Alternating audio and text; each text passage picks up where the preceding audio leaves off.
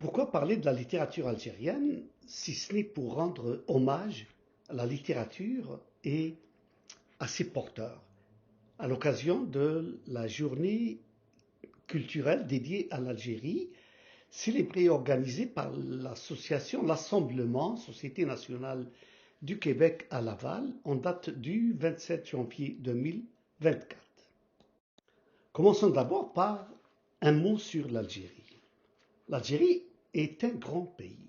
Il est en effet le 10e plus grand pays au monde et le plus grand pays d'Afrique, du monde arabe et du bassin méditerranéen, avec ses 2 380 000 km² et ses 44 600 000 d'habitants en date de janvier 2021. L'Algérie, du point de vue géographique, est connue par la richesse et la diversité de son milieu naturel. On y trouve plusieurs domaines naturels. Commençons d'abord au nord par le domaine littoral, longé par 1200 km de côtes et qui constitue la façade maritime et la façade méditerranéenne de l'Algérie.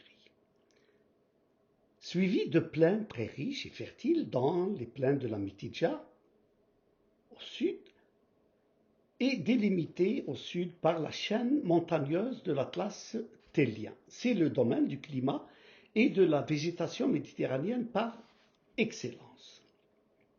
Ensuite vient le domaine des hauts plateaux, délimité au nord par la chaîne montagneuse de l'Atlas tellien et au sud par l'Atlas saharien. C'est le domaine des steppes et de la halfa. Il s'étire d'est en ouest. C'est le domaine de l'activité agro-pastorale par excellence. À ses limites sud vient la chaîne montagneuse de l'Atlas saharien pour marquer le début du domaine des oasis. C'est la porte du désert. Le domaine des cités oasiennes par excellence, marqué par le plateau de la Hamada au milieu et le milieu des dépressions d'Aya et les zones humides à l'est. Les zones des ergs ou des vallées sablonneuses, connues par l'Arg Sharqi, l'Arg Gharbi à l'est et à l'ouest, viennent marquer le début du Grand Sahara. Le Sahara algérien est un océan désertique très vaste. Il constitue les 2/3 de la superficie de l'Algérie. Il est marqué par ses vastes vallées sablonneuses et ses massifs montagneux extrêmement beaux et d'une sculpture remarquable, dont ceux des parcs naturels du Hogar et du Tassili. Maintenant, venons à l'histoire. L'histoire révèle que l'Algérie est un musée à ciel ouvert, dont le sol et le sous-sol regorgent de richesses culturelles, historiques, archéologiques, et qui sont toutes là pour témoigner que l'Algérie fut un berceau, l'un des premiers berceaux de la civilisation humaine. Grâce d'abord aux cités berbères de la Numidie et de la Mauritanie, de tous les foyers et des établissements humains berbères parsemés par-ci par-là, en considérant également les apports des Romains, des Phéniciens et de ces apports de l'Antiquité. Au Moyen-Âge, c'est l'apport de la civilisation arabo-musulmane qui allait le plus marquer l'empreinte, suivi, bien entendu, de l'apport des Ottomans jusqu'au XIXe siècle, la date de colonisation de l'Algérie par la France. L'indépendance de l'Algérie en 1962 devait ouvrir l'ère à l'Algérie moderne.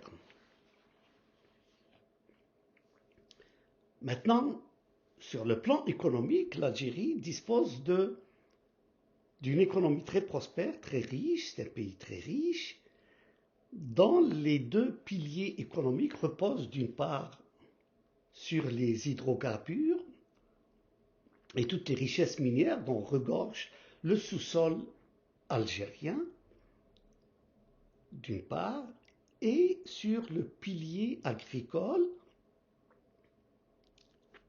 supporté par de riches et fertiles plaines. Et pour terminer avec un mot sur la culture algérienne est l'incarnation de la richesse et de la diversité. Elle est diverse et diversifiée du point de vue de ses formes, de ses composantes, de ses produits matériels et immatériels, et qui se subdivise également le matériel avec le côté architectural où les chefs-d'œuvre d'architecture de toutes les époques sont toujours témoins de la beauté de cette richesse architecturale et de la rencontre de tous les styles, passant également à la poterie, au vestimentaire, au culinaire, à la littérature, à la poésie, à la tapisserie, à la bijouterie. Ce sont toutes des formes et des produits variés et diversifiés dans le temps et dans l'espace, qui sont témoins de cette richesse et de cette diversité culturelle. Maintenant, passons à la littérature algérienne. Alors, la littérature, d'une façon globale, est pour la culture ce que la cerise est pour le gâteau. Elle est l'expression de son génie, elle est l'expression de sa beauté, elle est l'expression de ses rêves et de ses inquiétudes. La littérature algérienne incarne la diversité. Elle est reconnue par sa richesse, par sa variété. Alors, l'Algérie est un pays de savoir, de culture, d'histoire et de traditions ancrées dans les profondeurs de l'histoire. La diversité de la littérature algérienne apparaît à travers la diversité des types. Elle a un volet écrit, elle a un volet oral, elle a un volet populaire. Elle est également diversifiée du point de vue de genre. On y trouve de la poésie, des romans, des essais divers, etc. Elle est également diversifiée du point de vue de son expression.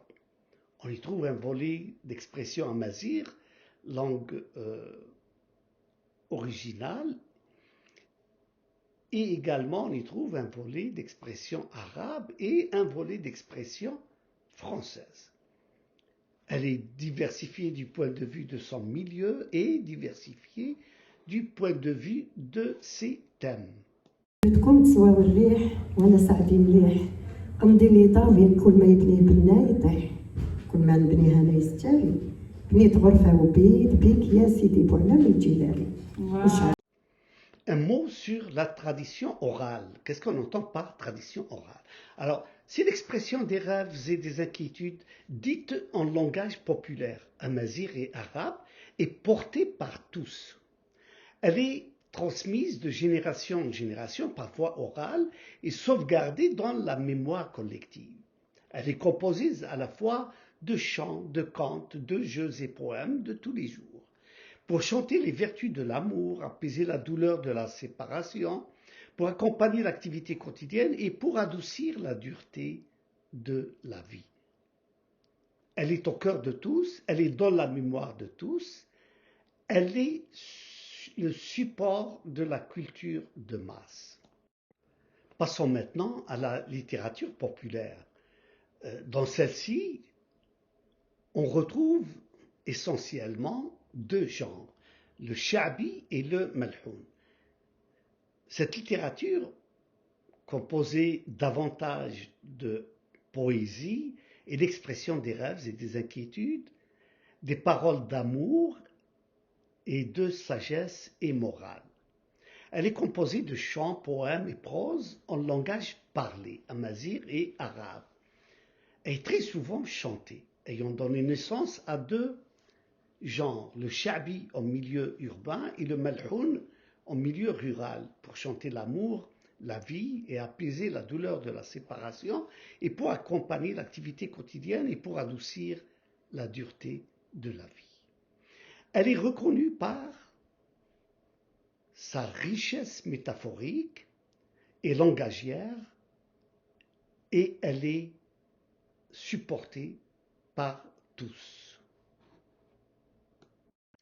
Citons maintenant quelques figures de la poésie et de la littérature algérienne d'expression amazigh, dont notamment le célèbre Cheikh Mohamedou Mohand, également en Kabylie surtout, et puis Abdouhab Fakhar Omzab, etc. Ce n'est qu'à titre d'exemple, mais il y en a énormément de ces poètes, et il y a une richesse littéraire à ce niveau qui est remarquable. Un mot sur les figures de la littérature algérienne, d'expression arabe, et à saveur patriotique et nationaliste. C'est une littérature qui a surtout émergé et évolué durant la révolution de l'Algérie et qui fut le thème principal de ces enjeux. Elle chantait la liberté, l'indépendance, et elle manifestait sa solidarité avec la résistance, avec le peuple en souffrance. De ces poètes, on peut citer à titre d'exemple notamment le père du nationalisme algérien, l'émir Abdelkader, qui fut lui-même un poète très célèbre. Il y a aussi le Ibn Badiz, il y a Béchir Brahimi, Rida Houhou, Moufdi Zakaria, l'auteur de l'hymne national. Il y a le Mohamed Al-Eid Al-Khalifa, il y a l'Akhdar Saïhi, Salah Kharfi, etc. Et ce n'est qu'à titre d'exemple que nous citons quelques-uns de ces auteurs.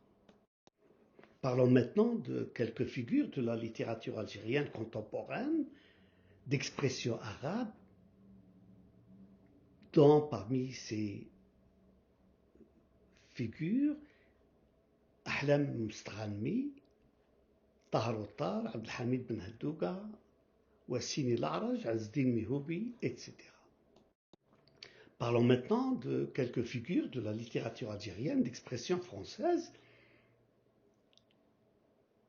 dont parmi ces figures, ces célébrités, Mohamed Dib, Mouloud Ma'amri, Mouloud Far'oun, Assia Jabbar, Katib Yassine, Boujedra, Yasmina Khadra, Kamal Daoud, Tahar Jabout, etc. Parlons maintenant de quelques figures de la littérature algérienne d'expression française et de contribution féminine, dont également la célèbre Taous Amrouche, Adimi Kautar, Hadia Ben Salhi, Malika Muqaddam, Zoubida Belqasem et Bahia Kiared, Fatiha Tamzi, etc. Aussi, parmi les figures de la littérature algérienne d'expression française, on y trouve également des Algériens d'origine française, notamment Albert Camus, natif d'Algérie, Jean Sénac, natif et algérien d'adoption.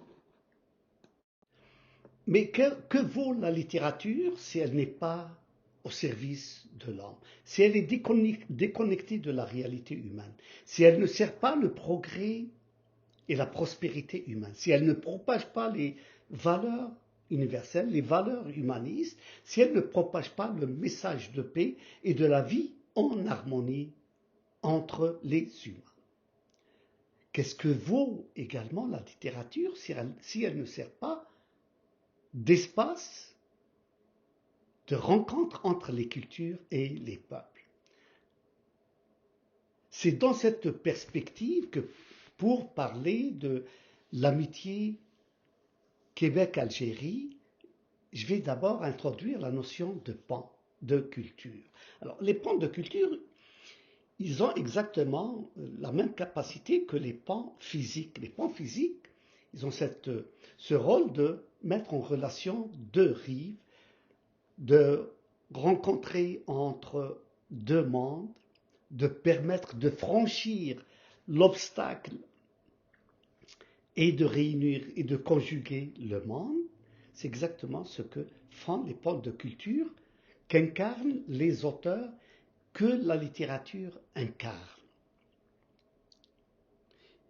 Elle a besoin d'humanistes, surtout que la paix dans le monde, jadis et même en ce moment, où les guerres font terreur, où les drames humanitaires passent sous silence, où le monde bascule et les consciences meurent et l'humanisme agonise, le monde a toujours besoin d'humanistes sensibles aux causes de l'homme, à son combat pour la liberté, la dignité et l'existence en harmonie. Dans cette perspective, et pour parler de l'amitié et de l'amitié entre l'Algérie et le Québec, je voudrais rendre hommage à deux grands humanistes québécois, notamment M. René Lévesque et M. Raymond Lévesque. René Lévesque, c'est un grand homme politique, un grand penseur, un grand humaniste qui a toujours été guidé par une vision éclairée et qui a toujours été solidaire des causes justes, des causes nobles et qui a toujours combattu pour la liberté et pour la vie dans la dignité. René Lévesque était très sensible à la souffrance du peuple algérien sous l'occupation et la colonisation française. Dès le début d'ailleurs de la Révolution, il fut l'un des pionniers à manifester sa grande solidarité. Son geste spontané et pédagogique, alors journaliste à Radio-Canada, animant l'émission Point de mire, marqua l'histoire à jamais. D'une façon spontanée, c'était au début de la Révolution, on n'était rien qu'en 58, il prit son crayon et se met devant le tableau comme maître pour expliquer sur une carte géographique immense, pour parler de l'Algérie, expliquer aux Québécois la cause du peuple algérien et son combat pour la liberté et pour l'indépendance et la vie dans la dignité. Son geste marqua les temps et marque un moment capital dans l'amitié, dans les relations amicales entre l'Algérie et le Québec. Le deuxième, c'est M. Raymond Lévesque, qui est parolier, chansonnier, interprète, qui lui aussi était très sensible à la cause algérienne. Il n'a pas hésité à manifester sa solidarité. Déjà en 1956, alors que la Révolution était sa première année, il dédia sa chanson populaire « Quand les hommes vivront d'amour » au peuple algérien. Ces deux hommes, ces deux grands humanistes ont marqué leur temps, ont marqué les premiers pas de la rencontre du Québec et de l'Algérie, la conjugaison des deux consciences et la rencontre des deux cultures. Il faut deux pour conjuguer les deux mondes et un pont se fait des deux rives et se fait dans les deux sens. On vient de voir dans le sens Québec-Algérie les pionniers de cette amitié. À l'origine, il y avait donc ces grands humanistes qui incarnaient les pans de culture. Voyons maintenant du côté Algérie dans quelle mesure se fait cette amitié. Alors, nous avons un certain nombre de figures, des écrivains venus d'Algérie, bâtir un nid au Québec. Ils incarnent à juste sens les pans de culture. Ils conjuguent un air d'ici avec une saveur de là-bas. Ils expriment la douleur de l'exil et le bonheur de la rencontre. Ils veulent une place les lettres d'ici pour que reconnaissance soit faite et pour que diversités et lettres s'unissent. À titre d'exemple, et non pas d'une façon exhaustive, nous pouvons parler de citer Abillah Abdelkarim, Abdelkhalq Omar, Akouch Karim, Aktouf Omar, Bildiari Salah, Belloula Nassira, Belabed Salah, Ben Saada Ahmed.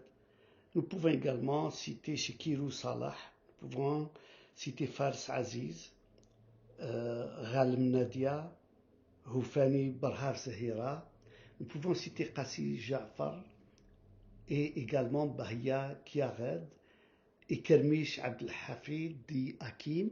Nous pouvons citer également Hamid Ben Shahar, nous pouvons citer Rida Ben Koula, Mnowar Mchouar, etc. Et ce n'est qu'à titre d'exemple et non pas d'une façon exhaustive.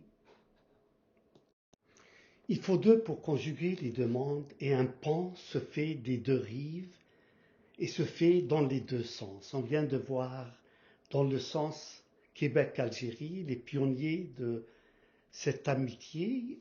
À l'origine, il y avait donc ces grands humanistes qui incarnaient les ponts de culture. Voyons maintenant du côté Algérie dans quelle mesure se fait cette amitié. Alors, nous avons un certain nombre de figures des écrivains venus d'Algérie bâtir un nid au Québec. Ils incarnent à juste sens les ponts de culture. Ils conjuguent un air d'ici avec une saveur de là-bas. Ils expriment la douleur de l'exil et le bonheur de la rencontre.